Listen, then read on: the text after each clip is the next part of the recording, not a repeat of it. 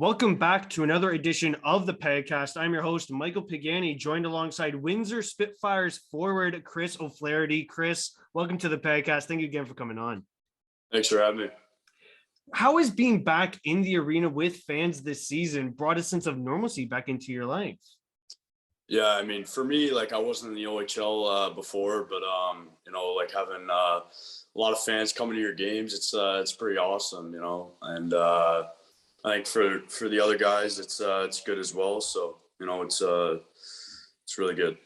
It also must help with building momentum, right? Like at least, if you throw a big check, if you score a big goal, you can ride that momentum the fans give you. Whereas in years prior, or I guess last year, we weren't able to do that as much. Yeah, 100%. I think, when we score a goal, throw a big check or, even like a fight or something like that, and the fans get involved, it's helps us a lot. Getting to, I guess the season a bit, I just want to talk about your guys' most recent game. You guys did beat Saginaw Spirit 6-3. It was a great game, great all-around team effort. How would you describe how your individual performance was that game? I think it was pretty good. I think, our line played good. And, I think we had a lot of energy. And obviously we scored, a goal. And I think we had some good chances. So it was a good game for us. When you guys don't get in on the score sheet offensively, how are, is there any other ways you guys can kind of create some or generate some momentum for that line to kind of keep you guys together? Yeah, I mean, for me, just to finish my hits and, just have good energy, throughout the game. And then, just try to have good details, defensively and positionally, so yeah. Getting into your story a bit here, was there a player growing up who you wanted to model your game after? Yeah, I mean, my favorite player was Ovechkin, but, obviously it's pretty hard to play like him. But if I were to pick one guy, it'd probably be him. Well, it can't be that hard scoring 500 nips. I mean, come on. Yeah, he's a hell of a player. Yeah, he's unreal. Always scoring from the same area. No matter how hard you defend it, you just can't. Yeah, no, his shot is just ridiculous. Yeah. Who influenced you to get into hockey? Probably my older brother, just because he's 2 years older than me and he just started skating. So I just kind of followed what he was doing. And I assume the brother versus brother kind of rivalry with mini sticks kind of played into that. Oh yeah, hell yeah, 100%. Even with his older, his friends as well. And it's funny. We talked about it a lot with me and my dad. It kind of made me really competitive, and I think helped my competitiveness a lot. So yeah. Growing up in Chicago, did you become a Blackhawks fan? Yeah, 100%. Yeah. I mean, they were kind of that whole dynasty there with 3 cups in 6 years. That was wild. Yeah. It was. I remember it actually too. Just watching the cup runs and stuff like that. It was pretty. It's pretty cool to watch. Did you happen to go to any of the parades? No, I didn't. No. And are you a fan of other Chicago teams? Not really. It's kind of like the Blackhawks. Well, and plus, the Bulls and Bears are very bad. They are shit. So I guess we can stick with the Blackhawks. So that's really good there. And then you also started your career with the Chicago Mission. How did they help with your development? A lot. I had really good coaches, and just playing against really good players helped me a lot, in practice and stuff like that. And I think I got a lot better, with my time there. So it was really good. What do you remember most about your time from the Mission? Just probably, the games that we won, tournaments we won, just, we were a pretty good team. So I was lucky to be on that team. So, yeah. What's your story of when you heard about the NBA shutting down? Because that was huge. That was basically when the whole pandemic started. Yeah, I think it was sorry, my Bill brothers came down. Yeah, no worries. Yeah. Yeah. Sorry, the question was when the March. Yeah, when the NBA shut down, because that was the start of the coronavirus. That was when literally everything shut down. Yeah, I remember that. Yeah, I think I was playing PlayStation or something. My dad came down and told me that, and then I was I was just pretty shocked. And then I think it was kind of like a domino effect. I think like, then like our school got canceled for like a week. And then I remember we were going to Omaha, Nebraska for our like regionals, and that was canceled at the time. And then, so it was just like, it was a bummer, because that was the tournament to go to nationals, and then we couldn't go there. So it was tough. Oh, sorry. Yeah, I just wanted to add on there. Like, are you a big gamer at all, or? No, not really. No. And I really do feel bad for you because regionals is such a huge like accomplishment for you guys to make it, and for that to get canceled, it's very unfortunate. Yeah, it was tough, but it's all right. What do you remember from your last game with the Mission? My last game with the Mission, I remember it was like a state qualifying game, and we won it, and it was a good game. So that's kind of all I remember. Yeah. And was that kind of like state qualifying? Was that kind of to lead on to regionals? Yeah. So like we won our state championship, and then that was the thing that was going to lead on to it. So. In Ontario, to give some perspective here for the next question, it was very hard for hockey players to get skating sessions in because every rink was closed here. Was it the same in Chicago there? Or like, how did the pandemic affect with your development? For me, it was lucky because, one of my dad's really good friends, he was nice enough to like lend us some ice with the rink that he owned. And then I actually also like played a full year with the Chicago Young Americans last year. And that was really, really good for my development. I was on the ice probably every day, working out every day. Even in the pandemic, like in those months where people were taking time off and taking a break, I was training. So it helped me a lot. Well, that's really good that you didn't lose as much as some people here in Ontario from the whole pandemic. Like it actually makes me happy that you got on the ice, because I know just how much training is with hockey players. Yeah, 100%. I was so lucky I was able to do that, and grateful for it for sure. Speaking of the Chicago Young Americans, you had 70 points in 46 games, labeling yourself as a threat on the ice. How big of an honor is that, knowing you're that threat on the ice that people have to defend against? I don't really know. I didn't really think too much of it. I just kind of went out and played hockey, and I think I was pretty confident during that year last year, and I think I was given my coach gave me good opportunities to, get out there and play on the power play, play different situations. And I think it was good for me. And I don't know, I just think I was confident, and, I think I did pretty well. Speaking of that confidence, how do you make sure to kind of, I guess, maintain that confidence even when things aren't going your way? Yeah, just try to stay positive, and then, just try to work as hard as I can in practice, doing extra stuff. Extra drills, getting on the ice early, staying off late, working hard in the gym. And I think that'll give you some more confidence going into, the games and, seeing results. When you originally signed with the Windsor Spitfires, in an OHL press release, they label you as a sniper coming from the Chicago Young Americans. Is that kind of how you like to characterize your game? Yeah, I think I got a good shot. But I also think I play with a lot of energy, and I finish my hits, and I'm a physical presence as well. Or at least I try to be. And I have a good shot. So yeah, I'd say that's pretty accurate.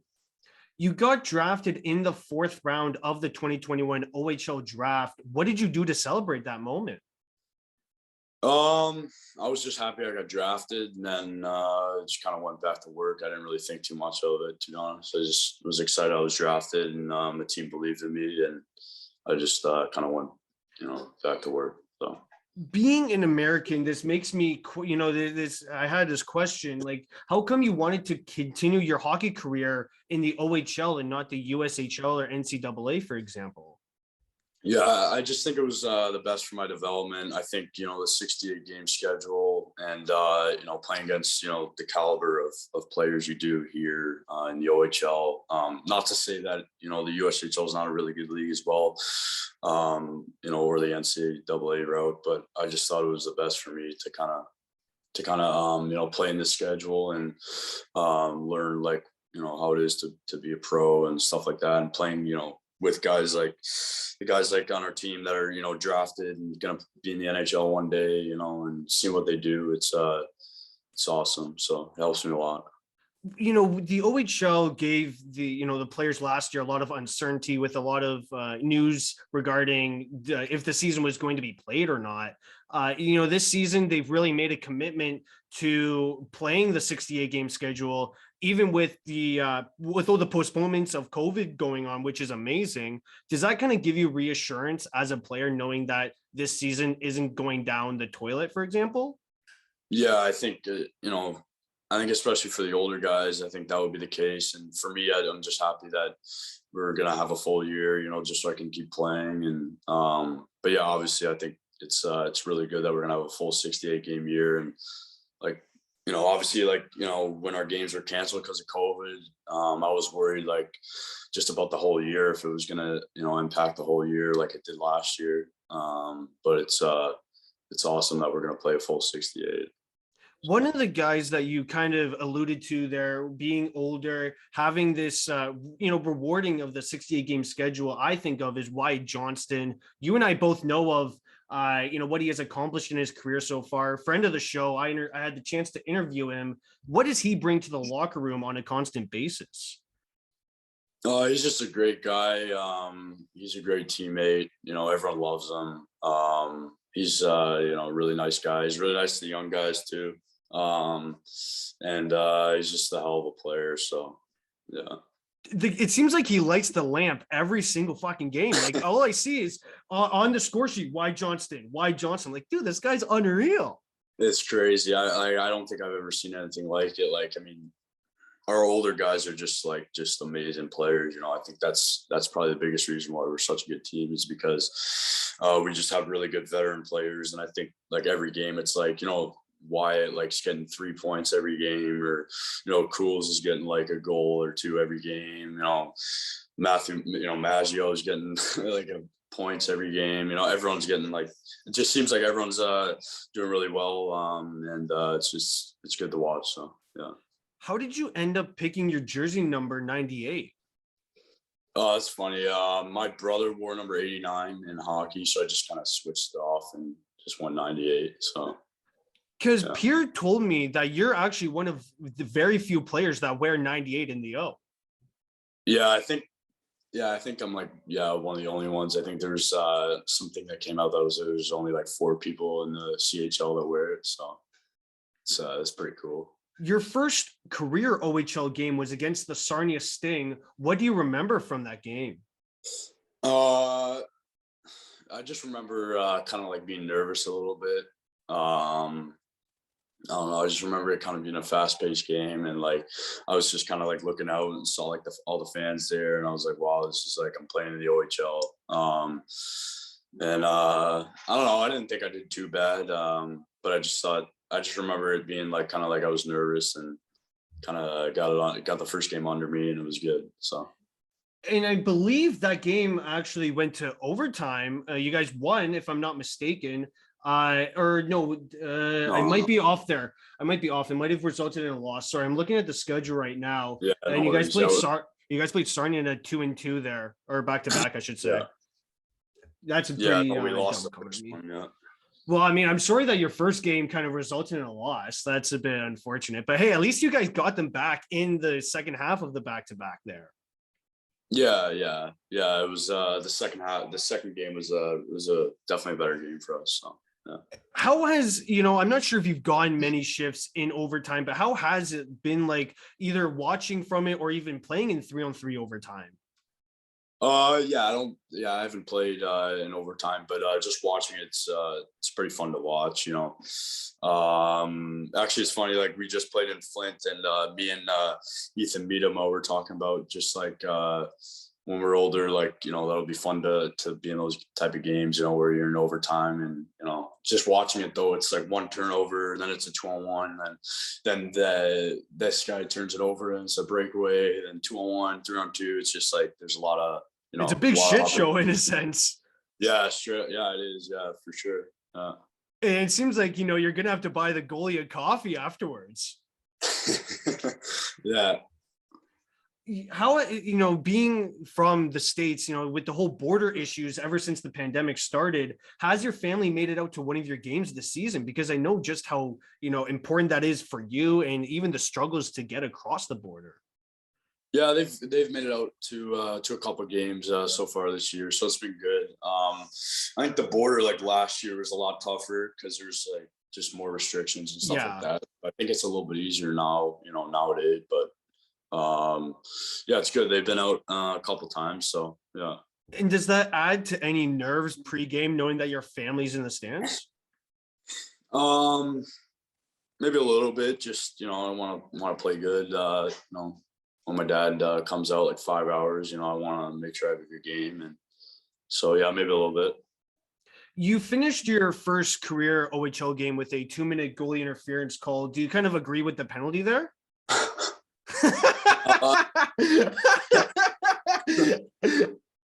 That's terrible.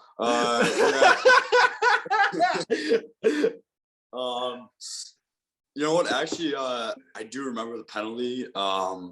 I remember I was like pushing into the goalie, and sorry, excuse me. And I just remember I was surprised that the penalty was called because like the guy pushed me into the goalie, and the ref calls me on it. So, but that's funny. Yeah, I actually kind of forgot about that until you brought it up. Well, I mean, hey, see, the way I like to see how the refs call things is, I'm blind, I'm deaf, I want to be a ref. That's kind of what I go with there when they make a bad call. So I guess you can agree with me on that one. Yeah, I was pretty heated there. So. You scored your first OHL goal against the Saginaw Spirit. Would you be able to share the story of how you scored that?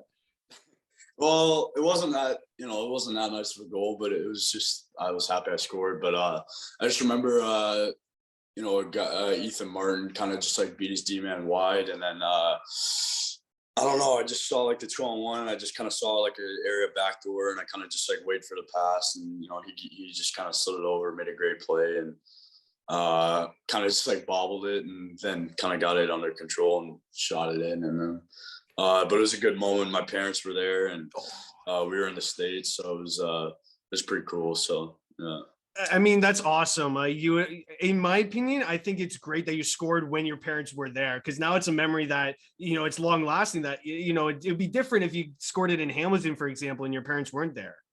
Yeah, 100%. It was good that they're there. You guys are 24, 13, and 5, right now. What does the team hope to achieve at the end of the season? I think it's pretty obvious. I think we want to, win a Memorial Cup. I think that's probably every team's goal. But